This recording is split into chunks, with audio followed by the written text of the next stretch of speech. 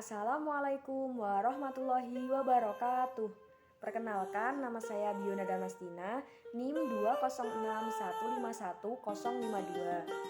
Kelas Tadris Bahasa Indonesia 2B, mahasiswa IAIN Surakarta. Di sini saya akan menceritakan novel yang berjudul Kemarau. Novel ini terbit pada tahun 1967. Novel ini diciptakan oleh Haji Ali Akbar Nafis atau lebih dikenal dengan A.A. Nafis. Novel yang berjudul Kemarau ini merupakan salah satu bentuk karya yang muncul pada periode sastra kisah. Sastra kisah ini mempunyai ciri-ciri yaitu karya-karyanya didominasi pada cerita pendek dan juga kumpulan-kumpulan puisi. Di sini saya akan sedikit menceritakan tentang isi dari novel Kemarau. Pada sebuah desa telah terjadi musim kemarau yang sangat panjang. Tanah dan pertanian juga menjadi retak-retak. Cuaca yang panas sangat menyengat di tubuh. Para petani pun tidak mau mengolah sawahnya lagi. Mereka hanya bermalas-malasan dan bermain kartu saja. Namun ada seorang petani yang tidak ikut bermalas-malasan. Ia adalah Sutan Duono. Dalam keadaan kemarau panjang ini, ia tetap mengairi sawahnya dengan mengangkat air dari danau yang ada di sekitar desa. Ia tidak menghiraukan panas matahari yang membakar tubuhnya. Ia berharap agar para petani di desanya mengikuti perbuatannya. Ia juga berusaha memberikan ceramah kepada ibu-ibu yang ikut pengajian di surau desa mereka. Namun, tak ada satupun petani yang menghiraukan ceramahnya, apalagi mengikuti langkah-langkah yang diberikannya. Tampaknya keputusan penduduk desa sudah bulat. Suatu hari ada seorang anak yang bernama Acin yang membantunya mengairi sawah, sehingga keduanya saling bergantian mengambil air di danau dan mengairi sawahnya.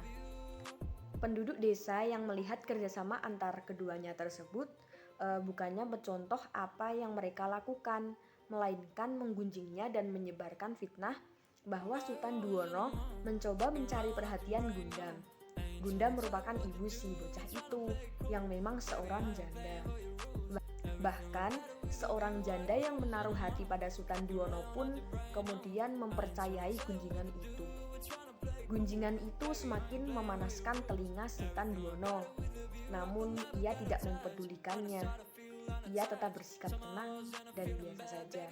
Suatu hari ia menerima telegram dari Masri, anaknya yang sudah 20 tahun disia-siakan. Anak itu memintanya pergi ke Surabaya. Dalam hatinya ia ingin bertemu dengan anak semata wayangnya itu. Namun ia tidak mau meninggalkan si bocah kecil yang masih memerlukan bimbingannya. Setelah mempertimbangkan masak-masak, ia pun memutuskan pergi ke Surabaya. Sementara itu, para penduduk desa merasa kehilangan atas kepergiannya. Apalagi setelah mereka membuktikan bahwa semua saran yang diberikan oleh Sutan Duono membuahkan hasil. Mereka menyesal dan salah sangka terhadapnya.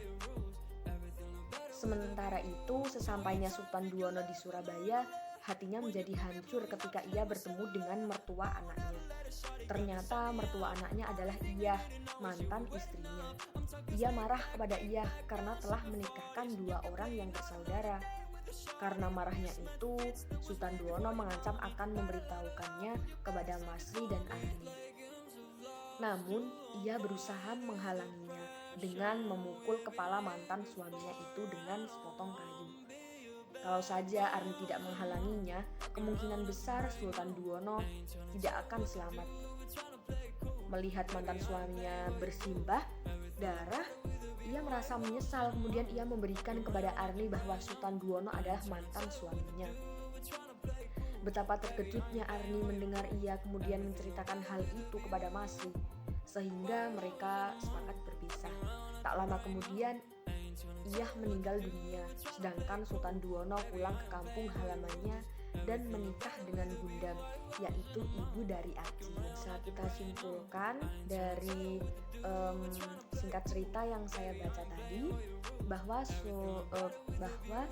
tokoh Sultan Buono merupakan tokoh yang mempunyai pola pikir modern. Ia ingin mengubah pola pikir di kampung tempat ia tinggal. Amanat yang dapat kita ambil dari cerita tersebut yaitu jika ingin memperoleh hasil yang lebih baik, kita harus mau berusaha. Bukan kemewahan tujuan hidup. Tujuan hidup adalah kedamaian. Tidak berbuat dosa tapi banyak pahala. Berpikir terlebih dahulu sebelum mengambil tindakan, dan hidup berjuang dengan keikhlasan akan mendapatkan keberkahan. Penulis dan karya sastra angkatan sastra kisah. 1. Pramudia Anantatur dengan Kerajinan dan Bekasi Jatuh 1947, Bukan Pasar Malam 1951, Di Tepi Kali Bekasi 1951. 2. N. Hadini Dunia tahun 1950, Hati Jang Damai tahun 1960. 3. Sitor Situmorang Dalam Sajak 1950, Jalan Mutiara Kumpulan 3 Sandiwara tahun 1954.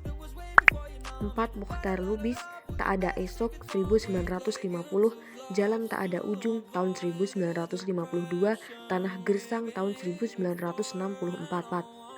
5. Marius Ramisdayoh Putra Budiman tahun 1951, Pahlawan Minahasa tahun 1957. 6. Ajib Rosidi Tahun-tahun Kematian tahun 1956, Di Tengah Keluarga tahun 1956, Sebuah Rumah Untuk Hari Tua tahun 1957. 7. Ali Akbar Nafis Robohnya Surau Kami tahun 1955, Biang Lala tahun 1963, Hujan Panas tahun 1964, dan yang terakhir Kemarau tahun 1967. Sekian dari saya. Wassalamualaikum warahmatullahi wabarakatuh.